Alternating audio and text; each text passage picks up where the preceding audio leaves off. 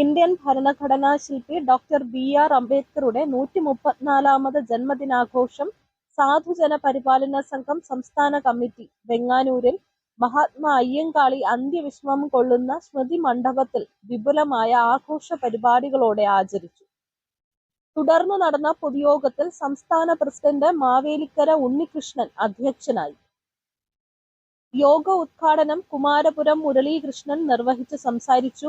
കാലഘട്ടത്തിലെ നമ്മളെയൊക്കെ അച്ഛനും അമ്മയൊക്കെ ജീവിച്ചത് അതെല്ലാം മാറ്റിമറിഞ്ഞില്ലേ? അപ്പൊ അന്ന് ആ കാലഘട്ടത്തില് അന്ന് മാറി ഇന്നിപ്പോ നമ്മള് പിന്നോക്കക്കാരായിട്ടുള്ള എല്ലാവരും ഫ്രണ്ടിലാണെന്ന് എല്ലാ രീതിയിലും നമുക്ക് അതിന്റെ ചില ചില കാര്യങ്ങൾ നമുക്കിപ്പോ സനാതന ധർമ്മത്തെ കുറിച്ചൊക്കെ നമ്മൾ പറയുന്നുണ്ട്. സനാതന ധർമ്മം ഉടലെടുത്ത സ്ഥലം മഹാഭാരത യുദ്ധം നടക്കുമ്പോ ശ്രീകൃഷ്ണൻ പറഞ്ഞ കഥയല്ല. അതൊക്കെ എത്രയോ വർഷങ്ങൾക്ക് മുമ്പ് ഭാരതം ഭരിച്ചിരുന്ന അല്ലെങ്കിൽ ഭാരതീയ സംസ്കാരത്തിൽ ഉള്ള കാര്യങ്ങളാണ്. കാരണം നമുക്കറിയാം, ഇന്ന് നമ്മുടെ മക്കളോ അല്ലെങ്കിൽ ബന്ധുക്കളോ അല്ലെങ്കിൽ മറ്റ് ആളുകളൊക്കെ അമേരിക്കയിലും ഗുജറാത്ത് മറ്റ് എവിടെ വേൾഡിൽ എല്ലാ സ്ഥലത്തും ജോലി ചെയ്യുന്നുണ്ട്. പക്ഷെ നമ്മളത് ഫോൺ എടുത്താൽ എന്ത് കിട്ടും? അപ്പോഴവരെ കിട്ടും ലൈനിൽ.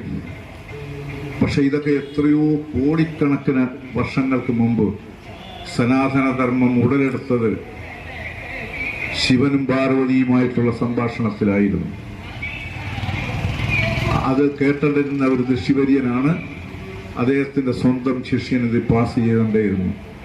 അതിന്റെ കഥയെന്ന് പറഞ്ഞാൽ ശിവനും പാർവതിയും കൂടെ ഒരു കാട്ടിലോട്ട് യാത്ര ചെയ്യുമ്പോൾ പാർവതിക്ക് ഒരുപാട് സംശയം ഉണ്ടായിരുന്നു.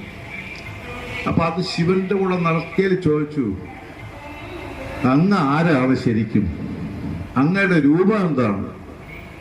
അങ്ങയുടെ ശക്തി എന്താണ്? അങ്ങയുടെ ബന്ധുക്കളാരാണ്?